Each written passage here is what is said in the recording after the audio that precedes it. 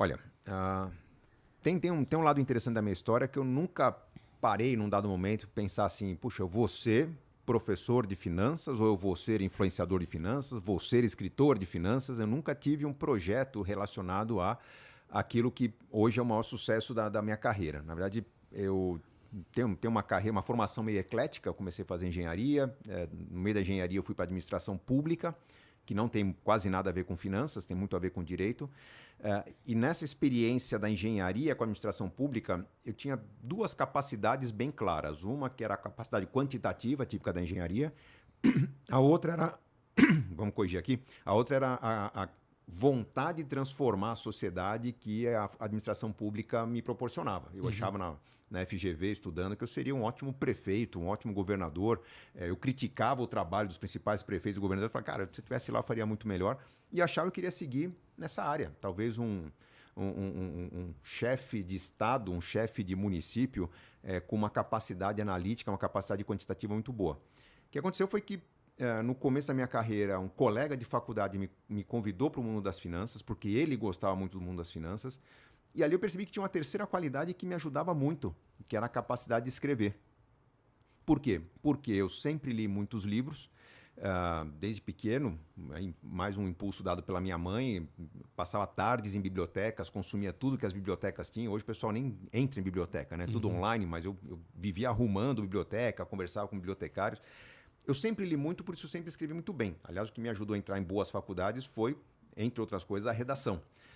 E ali, no mundo financeiro, eu via que, da mesma forma como eu queria ser um prefeito, um governador, porque eu achava que os atuais prefeitos e governadores não eram competentes, eu via que no mundo das finanças, os caras sabiam muito mais do que eu, de contabilidade, de valuation, de como quantificar as variáveis que eram determinantes de valor nas empresas. Tudo aquilo me encantava, só que eu achava que todo mundo escrevia muito mal.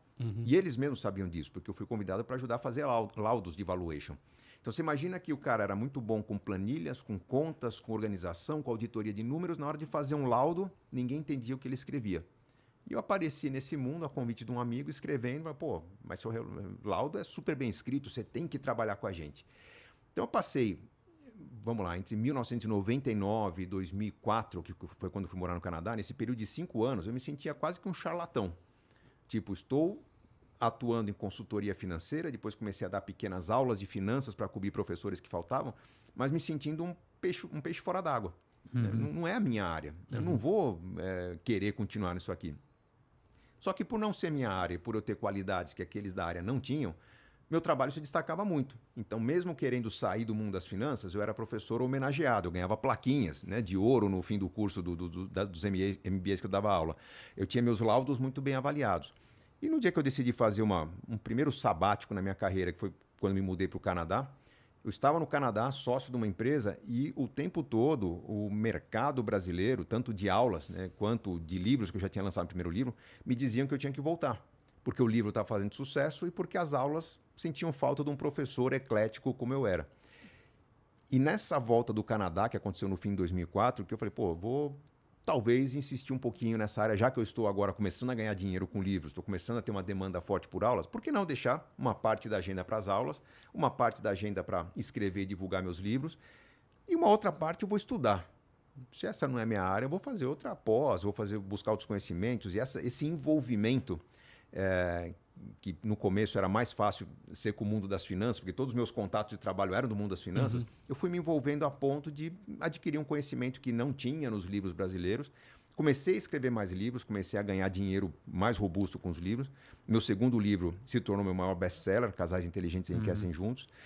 E ali meio foi um caminho sem volta, porque com o livro Casais Inteligentes Enriquecem Juntos fazendo sucesso, começaram a vir convites da televisão, do rádio, dos eventos em geral. Cara, vem falar desse livro aqui pra gente. E aí a roda começou a girar numa velocidade muito grande, era uma roda de grande volume. Quando eu vi, eu estava vivendo uma carreira em que tinha uma lista de livros que meus editores queriam que eu escrevesse. 2008 foi um ano importante, porque naquele ano eu escrevi 3 livros.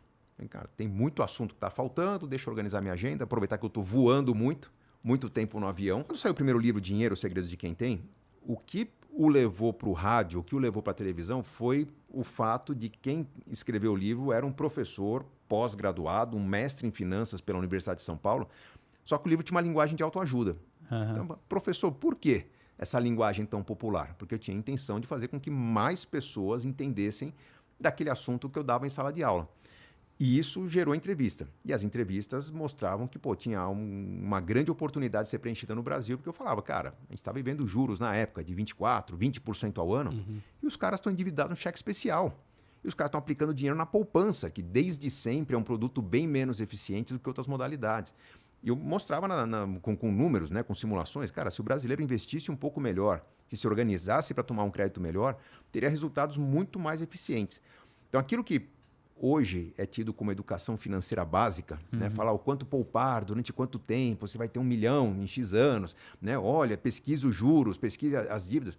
Isso é meio trivial hoje, mas naquela época ninguém falava.